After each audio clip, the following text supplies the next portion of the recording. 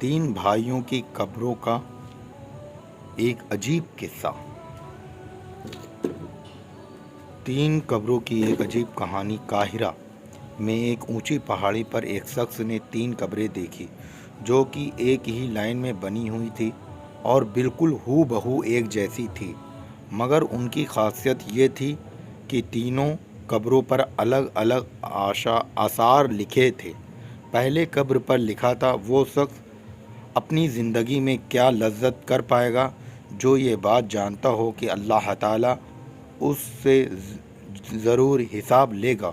اس نے جو اللہ کے بندوں کے ساتھ ناانصافیاں کی ہے صدقہ بدلہ لے گا، اس کا بدلہ لے گا، اور جو اس نے بندوں کے ساتھ بھلائی کی ہے اس کی جزا ملے گی۔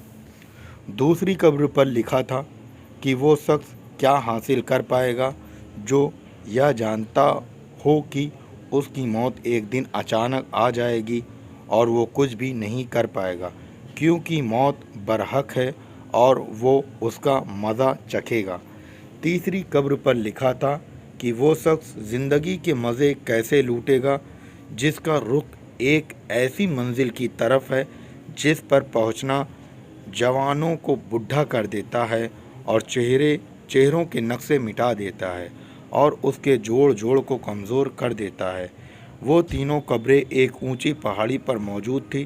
جب اس شخص نے تینوں قبروں کو دیکھا اور ان اشعار کو پڑھا جو ان تینوں قبروں پر بڑی خوبصورتی کے ساتھ لکھے تھے، تو ان قبروں کا راز جاننے کے لیے وہ شخص قریب کی بستی میں پہنچا اور اس نے ایک بزرگ شخص سے ان تینوں قبروں کے بارے میں پوچھا، تو بزرگ نے جواب دیا کہ یہ تینوں قبریں تین سگے بھائیوں کی ہے۔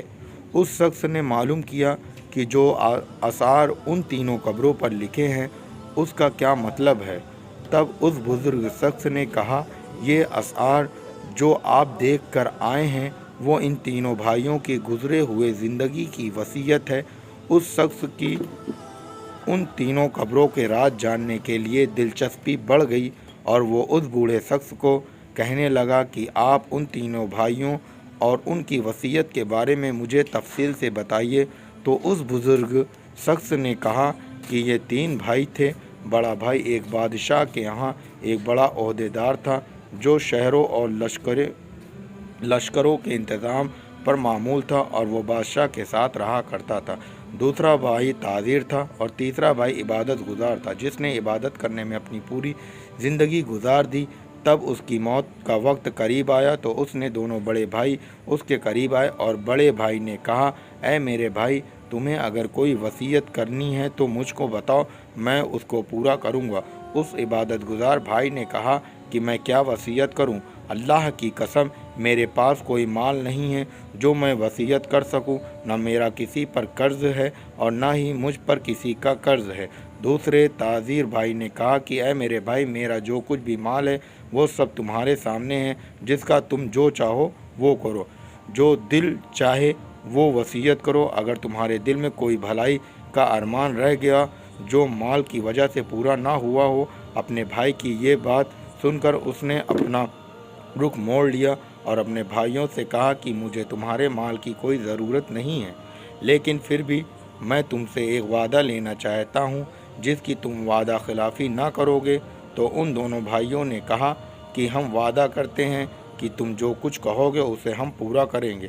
تب اس عبادت گزار بھائی نے کہا، جب میں مر جاؤں تو تم مجھ کو ایک اونچی جگہ پر دفن کر دینا اور میری قبر پر لکھ دینا کہ زندگی سے وہ شخص کیا لذت حاصل کر پائے گا جو یہ جانتا ہو کہ اللہ تعالیٰ اس سے ضرور سوال جواب کرے گا اور اسے بندوں کے ساتھ کی جانے والی ناانصافیوں کا بدلہ لے گا، اور جو اس نے جو بھلائی کی ہے اس کی وہ جزا دے گا۔